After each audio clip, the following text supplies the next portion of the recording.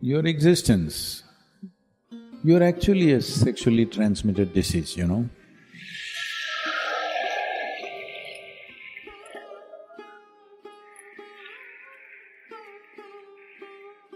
It is the basics of life, you are born because of that, I'm saying.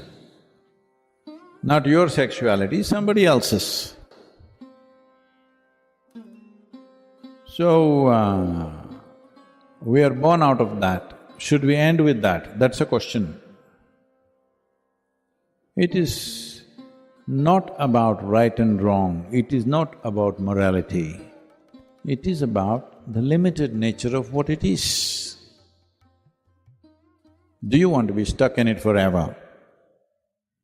Or do you want to think, this is all bad, I don't want to touch it? No. I would say, for at least 30 to 40% of the human beings, it is only a passing thing within themselves. But because of social culture, they all believe they must go in that direction. There may be another 30-40 for whom it's a very compulsive need. Another 30-40% are medium, they're like, they need it but not so compulsively. This is the nature of the population. I'm saying this with certain absolute sense of perception about this. Not everybody is on it all the time, but today society is cultivating them like this. If you're not it, you're not normal. So, what you're essentially saying is, all the yogis of the past were not normal, Gautam Buddha was not normal, nobody was normal except those who are on the pornography sites. Nobody's normal. No, this is highly exaggerated sense of physicality. There is a physical body, it has come into existence only because of somebody's sexuality, isn't it? So, sex as a fundamental instinct in the body is one thing, it residing in your mind is another thing. That is happening because of a certain level of culture around you. That is happening because of somebody told you it is a sin, you should not think about it. It is just that there is a dignified way of conducting it. For that we created institutions, we created a certain level of commitment, because there is a fundamental need within a human being to conduct every aspect of our life with some sense of aesthetic, otherwise we will feel like animals. See, we eat, we can eat like this. When you're very hungry, you become like an animal. If you've not eaten for 5 days, you will eat like that with both hands. Like how… have you seen how a hungry dog will eat? Like that. A human being also will behave like that when the need becomes like that. Now, the same… but now we learn to sit properly. When you're very hungry, Sahana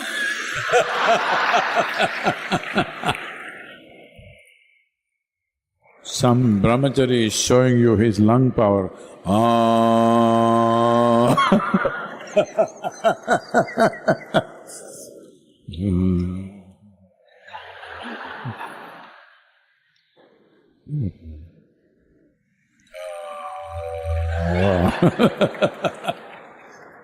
You would have done 3 ohms by the time he finishes om.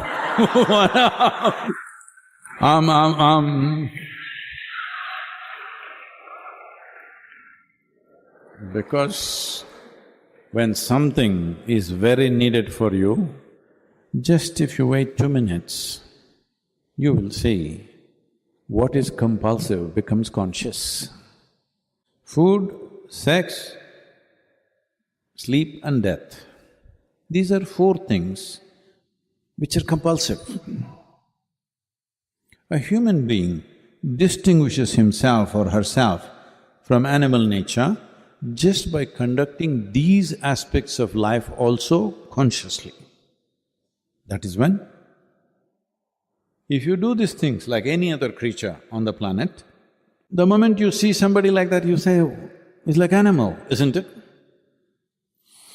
So, instinctually, there is a certain compulsiveness, but you have an intelligence which can make you conscious and conduct that aspect of life consciously. If you don't do that, then you see every day you're hearing about rapes and brutality and all kinds of things. It's the same desire he has that any other man has, but he cannot conduct it in an aesthetically correct way, in a dignified way, that his compulsions overtake his intelligence. So, first thing is, leave this nonsense about it being a sin, it being wrong, morality. That's not the point. The important thing to understand is the limited nature of what it is. There are many people who cannot stop eating. Hello?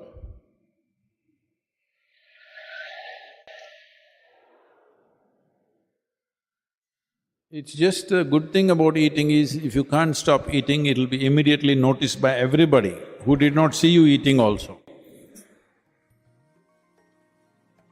Similarly, there are some people with sexuality, there are some people who fall asleep wherever they are. Satsang is a good place.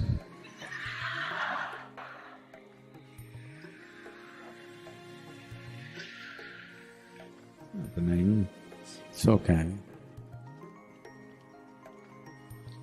So, this is the fundamental thing. These basic instincts that we have in our bodies of food, sex, sleep and death, when you conduct these four things consciously, that is when you are a human being, including death, I'm saying. That is when you are a genuine human being. Otherwise, it's an evolutionary lapse. So what can I do, Sadhguru? It's evolution. No, that is the whole thing. Once you become a human being, evolution is by choice. Will you evolve or will you not? When you were a monkey, you did not choose to become human, but once you become a human being, what kind of human being do I want to be is your choice. At a certain moment of compulsion, you may think, I don't have choice. No, you have choice. You have not learned how to exercise that choice. Still instincts are there, but you can conduct it by choice, not by compulsion. That's the difference. All of you are born out of sex, but should you live for this for the rest of your life? This is a choice. This is a choice. It is an element of your body, it is not the whole of it. It is an element of who you are, it is not the entirety of who you are. Essentially, it is a longing. What we long for can be transformed, isn't it? When you were a child, you were longing for a peppermint. As you grow up, you long for something else. Right now, you're a young adult, you're longing for something. But longings keep changing, isn't it? This longing, will it change by the compulsions of time, or will it change by choice, by conscious choice? It is not about, you must give up this, you must give up that, you must become like this, you must become like that. There are also ways for that. That one who wants to transcend can transcend. It is not a giving up. If you transcend, you are free from everything. But the most important thing is, even when you're in it, are you a conscious choice or are you a compulsive animal? This is the thing, because the essential difference between a human being and animal is their instinctive reaction to life. We are a conscious response to life. Exercise that. It's all right, you don't have to feel guilty, you don't have to feel, oh, I'm sexually driven, so I'm not spiritual. You're driven, so you can make it into a spiritual process. Instead of being driven, if you become the driver, that is the spiritual process. You want to be driven by something or you want to be the driver? If you are the driver, that is the spiritual process. Namaskaram. So, technology. Because the technology is subjective. Now, the technologies that you're handling are objective technologies. Now, I'm talking about a subjective technology. It's about you. Here, you are the software that you're trying to handle. Fundamentally, if you look at yourself, right now you are operating according to the software that you have become. Please see. What kind of family you were born in, what kind of parents, what kind of school, what kind of friends, what kind of atmosphere, what kind of religion, what kind of society, that's the kind of person you are right now, isn't it?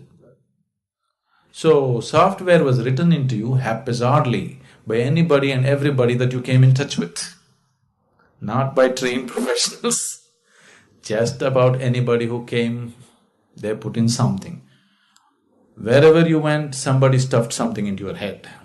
You had no choice from where to receive, where not to receive. If you say, I don't like this man, I don't want to receive anything from him, you will receive much more from him than anybody else. That's how this one is. So right now, the very way you think, feel, understand and act in your life is just the way your software is, isn't it? Yes? The very way you move your body is the way your software is. I want you to understand this. It is so deeply conditioned. If you are somebody you know very well, somebody whom you are very familiar with is walking 1 mile away, you can't recognize anything about that person, but just the way he moves, you know it is this person, isn't it? Because the very way his body moves, only moves whichever way his software is written.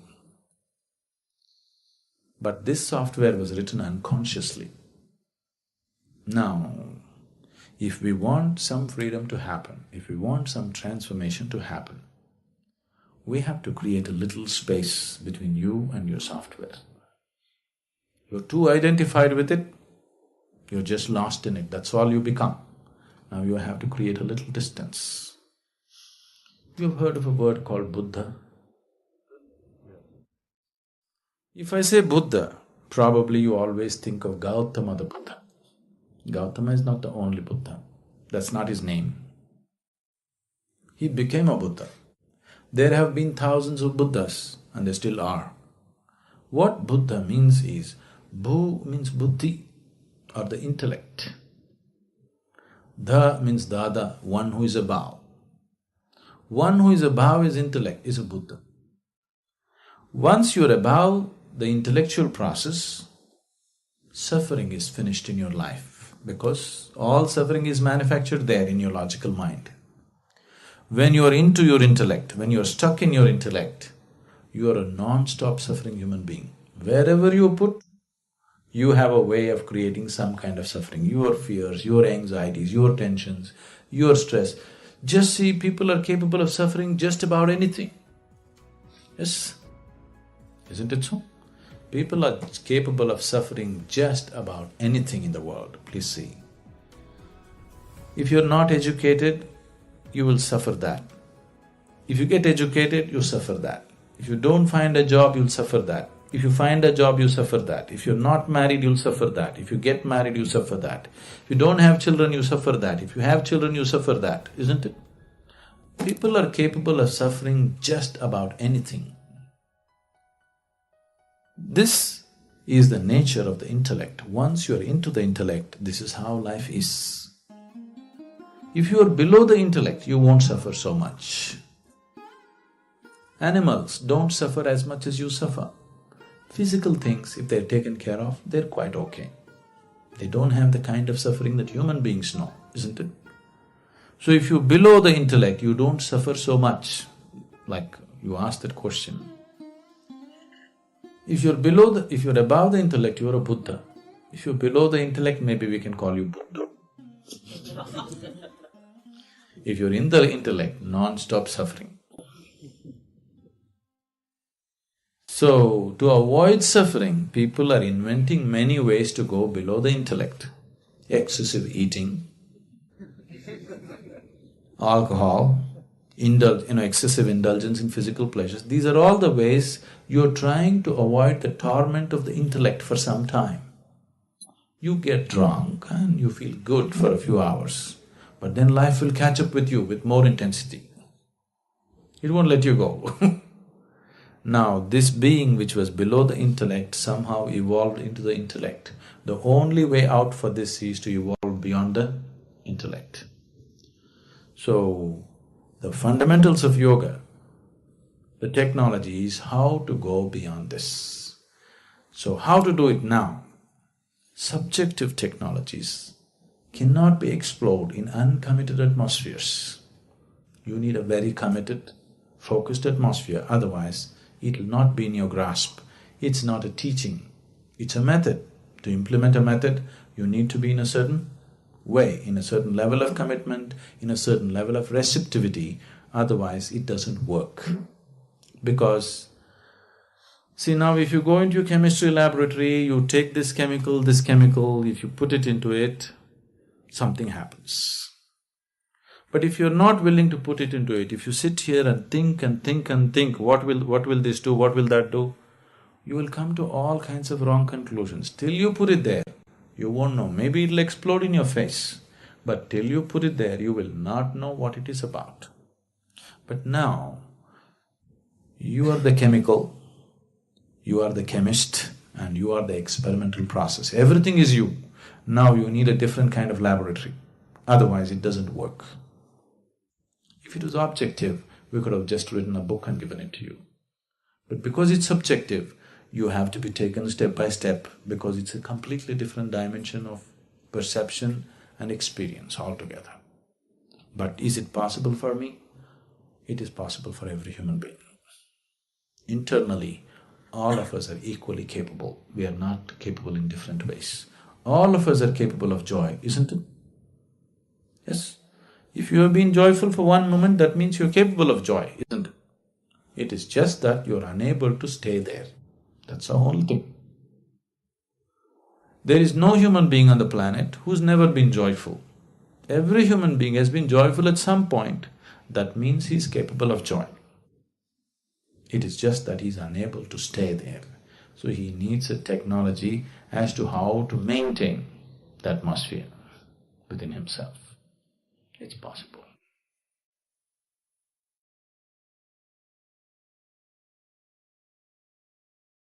Thank you for joining us. Please share your observations on this subject in the comments, subscribe to continue our journey together, and invite others to join this path. See you soon.